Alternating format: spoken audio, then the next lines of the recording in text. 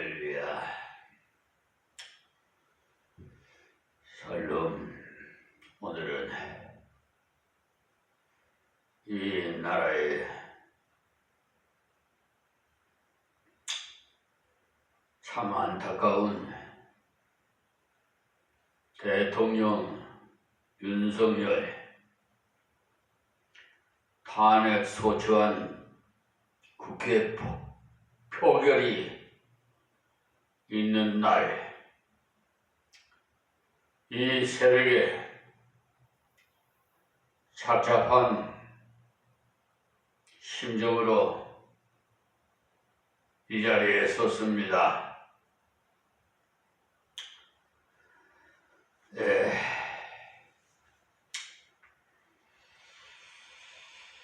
전주로 들려주는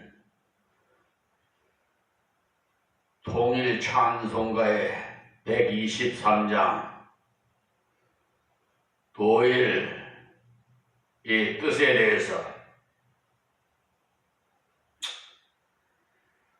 잠깐 말씀드리면서 이어서 오늘 본문 말씀을 드리겠습니다. 이 노일의 뜻은 불어로 15세기 후반부터 유래된 성탄절 노래를 가리키면서 프랑스 캐롤의 원형으로 영국의 크리스마스 캐롤에 유사합니다. 노래 내용은 성탄절에 관한 통상적인 이야기로 목동들의 경험을 노래한 것과 종교적인 내용의 것이 있습니다. 형식은 그레고리오 성가 양식이고 합창곡이면 오르간 또는 백가 중에 첫 번 크리스마스는 그러니까 백파이프 반주 노래 등이 있고, 현존하는 최초의 노일은 12세기 것이고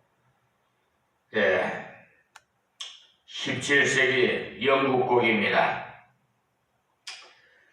그러므로 노일은 기쁨의 외침이라는 뜻이 붙어 있고요. 두 번째로는 중세 라틴어에서 파생되었다는 게넬에서 탄생인, 또 시계 고어인 파생되어 있는 게네고, 이제는 평안하다의 그 준말인에서 파생되었다는 게네, 만사 태평하다는 것이지요.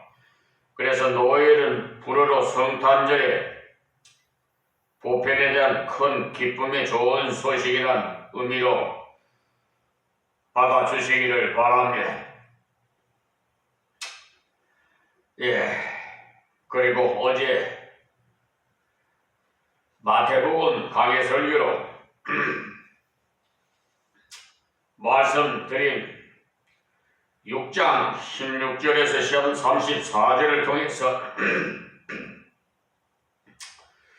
결론적으로 나타난 진리는 먼저 그리스도인의 경건 행위 중에 하나인 금식은 자기를 초복종시키는 강제적인 수단으로 죽이고, 순종이 그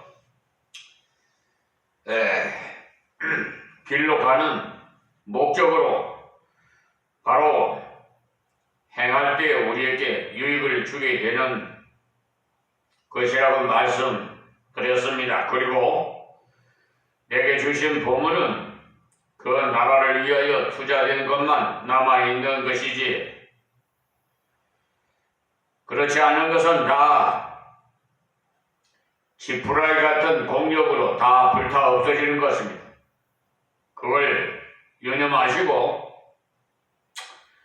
우리가 보물을 그 나라를 위해서 투자할 때 또한 영의 눈이 더욱 열려지고 하나님만 섬기는 올바른 신앙을 유지할 수가 있겠습니다.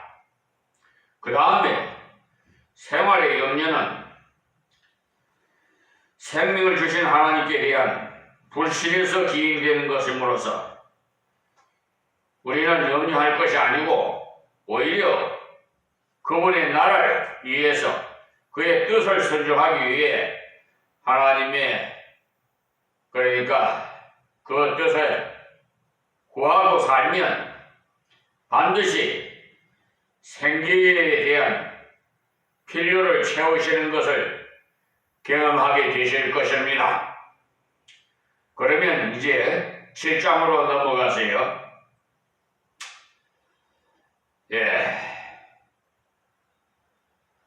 산성 그러니까 중요한 요점을 그러니까 정리해서 서론으로 말씀드리는 것이니까 참고하세요. 산상수훈의 결론 부분인데 하나님의 자녀는 형제의 부족을 징계하는 자가 되지 말고 일깨워주고 일으켜주는 자가 되어야 한다는 말씀이, 그러나 분별 없이 아무나 아무 것이나 용납해서 되는 것도 아니라 필요한 자에게 나눠주고 거짓된 일꾼을 삼가야 돼. 그런 자들은 하나님께서 불의를 용납지 않기 때문에 그걸 유념하시기 바랍니다. 그리고 합당한 삶은 하나님과 기도의 교훈이 지속되어서 하나님이 주시는 능력으로 감당해 나가야 합니다. 그뿐만 아니라 이와 같은 하나님이 기뻐하시는 일, 좁은 문, 좁은 길입니다. 곧 많은 사람이 따르는 길이 아닙니다. 그러므로 하나님만 바라보고 앞으로 나아가야 합니다. 하나님 앞에서 참 열매, 곧 순종의 열매가 없는 자는 주의 백성으로 사는 자가 아니라, 그러므로 주께 순종하는 기초에서 자신의 삶을 건설해야 합니다. 그래서 1절에서 6절까지의 말씀에는 비판한 자가 되지 말고 자리에 그러니까 자기를 살피는 자가 되라고 주신 말씀이에요. 그래서 1절에서 2절의 말씀은 비판은 자기가 하나님의 자리에 나아가는 오만 불순한 행위예요. 이것은 정죄하는 것을 말하고 충고나 사람을 쓰기 위해서 심사하는 것을 금하신 것이 아닙니다. 정죄를 하면 하나님의 법을 자신이 먼저 대적하였으므로 정죄를 당하게 됩니다. 그리고 3절에서 5절의 말씀은 자기를 먼저 돌아봐야 돼. 그리고 형제의 부족을 일깨워줘야 하고, 자기의 들보를 빼본 자는 형제의 티를 금고할 때도 가장 합당하게 사랑으로 할 수가 있습니다. 또한 6절의 말씀은 비판하지 말라고 한다고 해서 이단자나 배교자나 변절자, 거짓 선지자를 분별할 수 없다는 것은 아닙니다. 그러므로 진리와 진리 안의 교제는 분별 있게 해야 합니다.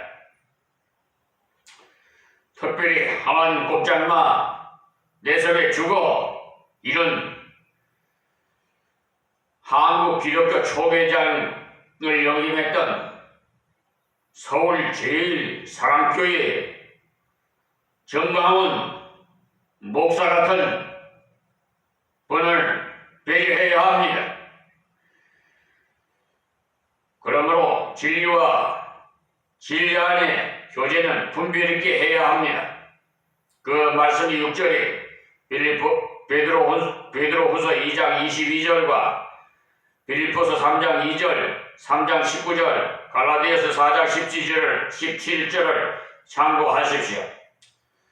그리고 7절에서 8절에 있는 말씀은 올바른 삶의 기초는 하나님과 교제의 지속에서 나오는데, 하나님의 자녀가 하나님의 은혜를 입기 위해서 힘써야 합니다. 기도에 전력해야 한다, 이 말씀입니다. 기도를 통해서 하나님과 관계가 더욱 가깝고 확고함을 체험하게 될 것입니다. 그리고 9절에서 11절에 있는 말씀은 하나님은 그의 자녀에게 유익한 것을 주신다. 그러므로 믿음으로 구하되 끝까지 구하십시오. 12절 말씀은 하나님 앞에서 얻은 자는 행제에 대해서 항상 나눠주는 삶을 사는 적극적인 은혜의 삶을 사는 것이 하나님의 뜻을 이루는 것입니다. 그러니까 이것을 먼저 서론적으로 말씀을 드리기 전에 말씀드리는 것이니까 참고해 주시기 바랍니다. 그리고 또 13절에서 29절에 있는 말씀은 좁은 문으로 들어가라니 그러므로 분별해서 순종의 삶을 살 것을 요구하시는 겁니다. 그래서 13절에서 14절에 그리스도의 자취를 따르는 길은 십자가의 길입니다. 올바른 복음은 땅 위에서 배부름과 칭찬으로 인도하는 것이 아니고 참고 고난과 역경을 이겨가면서 가는 길입니다. 고해주의가 아닙니다. 순종의 길이므로 고난이 따르는 길이에요. 사람을 보지 말고 하나님과 진리를 따라 걸어가야 합니다. 그리고 15절에서 20절의 말씀은 넓은 길로 인도하는 거짓 선지자를 상거해야 돼요. 좀 전에 말씀드렸죠? 그런데 그를 추종하는 자들이 너무나 불쌍합니다. 그 뒤를 따라서 불법을 행한 자에 나 너 모른다 할 텐데 비유로 말한다면 도살장에 끌려가는 어미소를 따라서 다 그 속으로 따라 들어갈 것이니 이 시대는 참종을 만나서 여러분의 신앙생활이 하나님 앞에 올바른 신앙생활이 되어야 하나님 앞에 칭찬을 받고 천국문을 들어갈 것입니다. 그리고 넓은 길로 인도하는 거짓 선자들 상고하라고 말씀드렸어요. 그들은 영혼을 멸망으로 인도하고 이생의 유익을 취하려는 자들이 이식적인 모양은 있습니다만 진실된 순종의 열매가 없기 때문에 그들의 특징이 15절에서 20절 말씀 그리고 21절에서 23절 말씀은 직이나 이적이나 능력 이것이 중요한 것이 아니고 하나님의 뜻대로 믿고 뜻대로 주신 은사를 사용하느냐가 문제입니다. 인간의 생각으로 행하고 사람의 인정을 얻으려는 어리석은 행동은 오직 거짓에 근거한 표적이 하나님의 뜻을 저버리면 불법자입니다. 다음 24절에서 27절까지는 주의 말씀을 순종하는 길에 집을 지을 때 견고한 기초 위에 건축하는 것과 같이 역경의 날에도 끝까지 승리합니다. 그 길로 여러분을 초대합니다. 다음 28절에서 29절 말씀은 순종을 모본해서 증거야말로 참으로 능력의 동반이 됩니다. 그리고 또한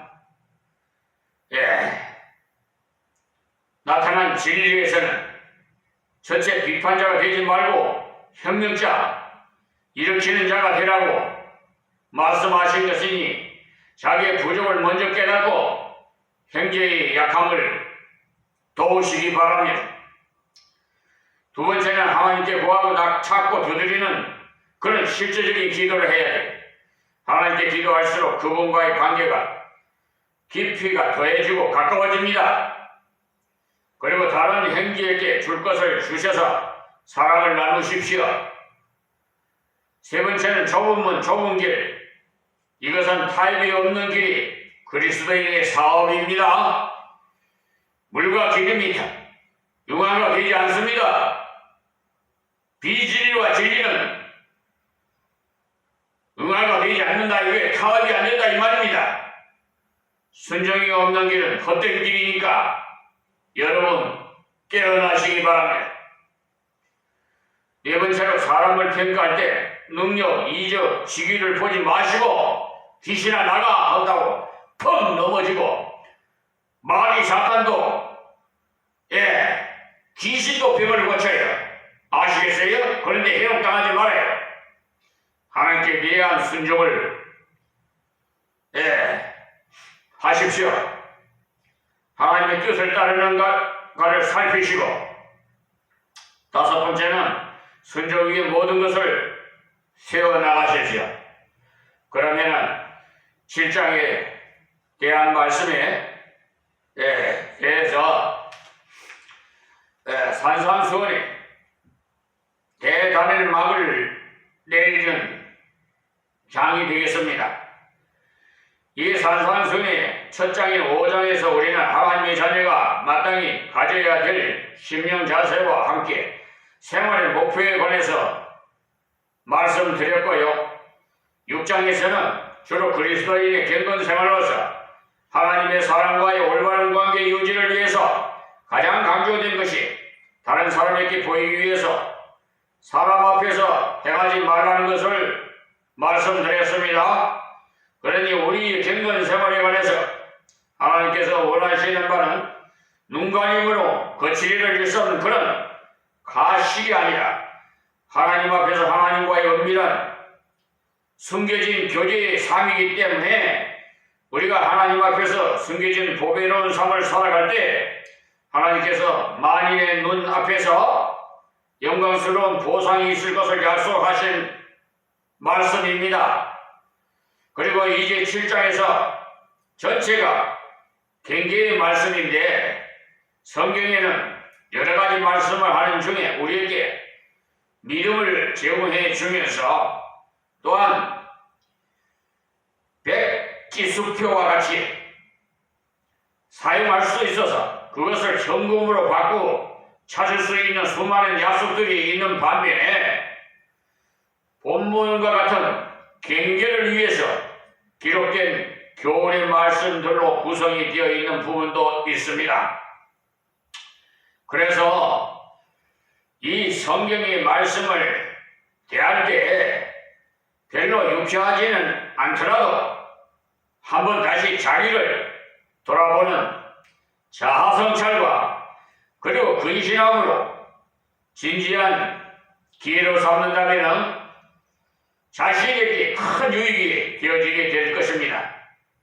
저와 같이 성경을 연속해서 강의하는 경우에는 이러한 경계의 말씀이 몇 주일씩 계속될 때 한 번씩 교제해서 강의해 보고는 그런 보고픈 충동도 느껴지지만 역시 하나님께서 의도하신 대로 해나갈 때 반복 훈련의 그 결과가 더욱 다져지는 효과를 보게 될 것입니다. 본문 7장을 보시면 이 한 장 전체가 거의 경계의 말씀으로 일관되어 있어요.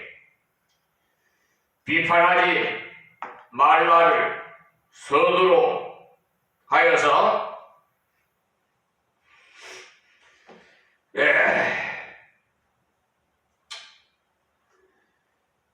진주를 대기 앞에 던지지 말라. 이와 같이 말라가 계속 등장하고 또한 좁은 문으로 들어가라. 거짓 선지자들을 삼가라. 이렇게 유쾌하지 않는 내용을 이 한 장 안에 축약해 놓은 것을 볼 수가 있어요. 축약입니다. 않는 내용을 그러니까 아주 유쾌하지 않은 내용 이게 요사이 소위 적극적인 그 사고의 철학을 부르짖는 사람들은 결코 소극적이고 부정적인 사고와 언어를 사용하지 않고 항상 궁극적이고 적극적인 사고와 말을 쓰자고 주장하는데, 그것은 적극적인 사고 철학에서 비들지는 몰라도, 그러니까 하나님의 말씀에서는 그것이 맞지 않습니다. 성경은 우리에게 경계가 필요하다고 가르쳐주고 있는 것은 인간이 그만큼 어리석기 때문이에요. 우리가 아무리 탁월한 성경 지식을 소유하고 하나님의 은혜를 많이 받고 체험도 많이 하여서 굉장한 수준에 올랐는 것 같아도 별것 아닌 게, 약간만 사탄이 까불면 넘어질 가능성이 충분히 지닌 연약한 인간에 지나지 않습니다. 그러하기 때문에 항상 겸손, 2번도 겸손, 3번도 겸손이에요. 그러한 비는 베드로에게도 발견된 건데, 그가 주는 그리스도시요 살아계신 하나님의 아들이라는 그 결정적인 신앙 고백 후에도 예수님을 3번이나 저주하면서 부인하는 아픈 기록을 지닌 것을 보시면, 그게 바로 모든 인간이 공통적으로 갖고 있는 인간의 연약과 무능인 사실을 알 때 이 경계의 말씀이 반드시 필요한 것을 알 수가 있습니다. 그러니 하나님께서 우리에게 경계의 말씀을 주신 것은 우리로 하여금 결국 정모로, 그러니까 바른 길로 가게 하기 위해서 주신 것입니다. 모세가 죽은 후에 모세의 시종 눈의 아들 여호수아에게 하나님께서 말씀하시기를, 나의 종 모세가 내게 명한 율법을 다 지켜 행하고 자르나 우러나 치우치지 말라. 여호수아 1장 7절에 말씀하셨어요. 치우치지 말라는 말씀으로 경계를 하셨어요. 그런데 우리가 치우치는 것은 왜 치우치느냐 하면, 인간은 자신이 좋아하는 그 방면에는 자꾸 확대하고자 하는 반면에, 자기 싫어하는 방면은 자꾸 축소시키려는 그런 경향을 지니고 있어요. 저같이 꽃게이 같은 설교는 듣기 싫어한단 말이에요. 바른 말 하는 목사님의 교회는 오기가 싫어한다는 거예요. 마귀 사탄들이 그렇게 이간이 시키고, 하나님의 말씀을 바로 경청하지 못하게 한다, 이 말씀입니다. 사실 그래요. 바로 학문을 대체적으로 많이 하고 논리적인 증명이 없이는 잘 납득하지 않는 소위 과학적인 사람에게는 철학과 헛된 속임수로 유혹하는 신신하기 침투하기 쉬워요. 그 대신에 또 사람들이 보편적 종교성을 지니고 분골쇄신이 되도록 신을 위해서 살겠노라고 인간 자신의 영적 확장만을 목적으로 삼는 그런 소위 종교적인 사람에게는 율법주의가 침투해 들어가서 율법을 완전하게 지켜서 하나님 앞에 서겠다고 분투 노력하는 사람으로 만들어버려요. 그리스도에게 있어서는 율법에 대한 바른 개념은 구원받기 위해서가 아닌, 구원받은 우리가 은혜의 감격에서 하나님을 기쁘시게 하는 삶의 표준으로 주신 율법이기에, 진정한 그리스도인은 사실 율법 이상의 삶을 사는 사람이 되어야 합니다. 그러니까 율법이 절대 나쁜 것이 아니라 율법을 지켜야 무엇이 된다고 하는 율법주의로 나가게 되면, 그때부터는 율법은 그 사람에게 있어서 짐이 됨으로써 그것을 지키기 위해서 가련한 수고와 고통으로 계속 가책만이 남아있고, 즐거움은 다 사라져버리는 율법의 종이 되는 것입니다.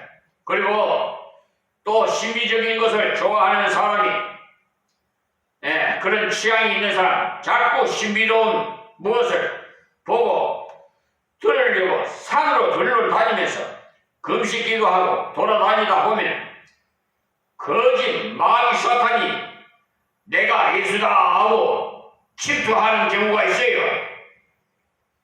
그러한 종교 집단에 접촉이 되어서 흔히 하는 입신을 턱 했는데 천당을 한 바퀴 돌아보니까 누구에게로 별이 몇 개나 붙었더라고 이야기하면서 호기심이 발동해가지고 자기도 그런 시험하려고 생활을 전폐하고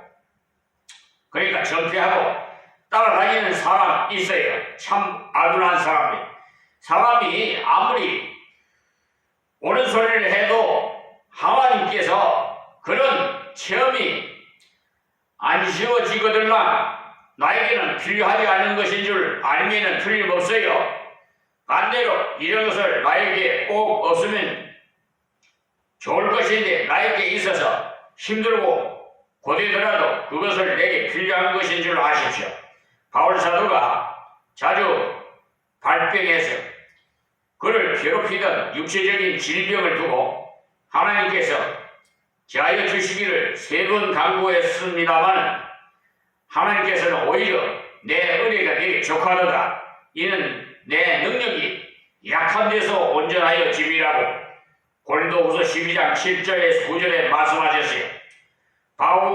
바울에게는 그 가시가 하나님께서 필요해서 바울에게 주셨다고 말씀하신 것입니다. 그러니 바울은 여러 계시를 받은 것이 너무나도 크기 때문에 하나님께서 교만을 방기해서 겸손케 하실 목적으로 주신 필요라는 것이죠. 우리에게 있어서는 치우친다는 것은 다른 게 아니고 자기가 좋아하는 방향으로 너무 마음을 쏟으려고 하기 때문에 치우치게 되는 것입니다. 그러니까 자기 마음의 성향이 좀 신비적인 면을 향해서 그런 면이 있다고 착각이 되거든요. 항상 그런 신비적인 방면에 넘을까봐 스스로 경계해야 하고 그리고는 하나님 말씀을 자꾸 대함으로써 그 표준을 바로 깨달아 바른 길로 정로로 가기를 구해야 합니다. 그런데 어떤 사람이 처음에 예수 그리스도를 바로 영접하고 복음 바로 믿고 난 후에 이성주의인 신신학 방면으로 치우치든가 아니면은 도덕주의인 율법주의로 그 다음은 감정주의인 신비주의로 그리고 금욕주의 이런 방식으로 치우치게 된다면 이 사람은 멸망은 받지 않습니다. 그러나 그가 진정 그리스도를 십자가 부활을 믿는 속죄의 은혜를 확실히 믿고 난 다음에 정로에서 이탈돼 그런 사상에 끌려 다녔으면 계속 예수 그리스도의 믿음의 터가 있기 때문에 멸망받고 지옥 가지는 않습니다. 그러나 그것이 제일인 줄 알고 신봉하느라 평생 가련한 수고와 짓눌려서 평안도 없고 기쁨도 없이 살았습니다. 그리고 그런 사람에게 가장 치명적인 손해는 상금이 하나도 없다는 아주 불쌍한 인생이 되는 것입니다. 그래서 바울 사도는 골로새서 2장의 앞에 4가지 이단들을 경계의 목적으로 기록해 둔 것이 골로새서 2장 8절인데 누가 철학과 헛된 속임수로 너희를 노락할까 주의하라. 이것이 사람의 유전과 세상의 초등학문을 쫓음이요 그리스도를 쫓음이 아니니라. 이렇게 말씀하셨는데 이것은 인간의 이성을 의지하는 이성주의 이단인 요사이 말로 하면 신신학자들이 하나님의 말씀을 자기의 생각에 맞는 것만 받으리는 사상이 그러므로 골로새서 2장 16절에 보면 그러므로 먹고 마시는 것과 절기나 월상이나 안식일을 인하여 누구든지 너희를 편론하지 못하게 하라 이렇게 하셨는데 이것은 자기의 노력을 의지하는 율법주의 이단인 것입니다. 그리고 또한 골로새서 2장 18절에도 누구든지 일부러 겸손함과 천사 숭배함을 인하여 너희 상을 빼앗지 못하게 하라. 제가 그 본 것을 의지하여서 그 육체의 마음을 쫓아 헛되이 과장하고라고 하신 말씀은 신비적인 체험을 의지하려는 신비주의 이단을 보여주시는 말씀이에요. 그리고 골로새서 2장 21절에는 곧 붙잡지도 말고 맛보지도 말고 만지지도 말라 하는 것이니까 금욕주의 이단을 가르치는 말씀이에요. 우리가 금욕주의 이단을 보면 특히 먹어라 먹지 마라를 계속 강조함으로써 금식 기도를 많이 한 사람을 위대하게 보여주는데 보아줘요. 그러나 금욕이 절대적으로 나쁘다는 말은 아닙니다. 우리가 가능하면 식사도 조절해서 먹는 것이 신령한 면에서는 절제가 돼서 좋고 학습에도 능력이 오르는 집중이 되어 좋습니다. 그리고 우리 그리스도인이 무엇보다도 물질주의를 극복할 수 있는 생활 방식을 유지하기 위해서도 물질적인 금욕이 필요한 것입니다. 우리 그리스도인이 어느 정도 물질적으로 금욕만 한다면 우리의 목소리가 상당히 정부를 행해서나 세상에 가난한 자들에게 권위가 있을 것이고 사회도 상당히 좋아질 것이 그러나 금욕이 제일이라고 금욕의 신봉자가 되어서 거기에 빠져버리게 되면 문제가 생깁니다. 그래서 여기 예수님께서 우리로 하여금 그것 같은 잘못된 길로 빠지지 아니하고 바른 길로만 가게 하기 위해서 이 경계의 말씀을 주신 것입니다. 오늘 여기서 말씀을 맺겠습니다.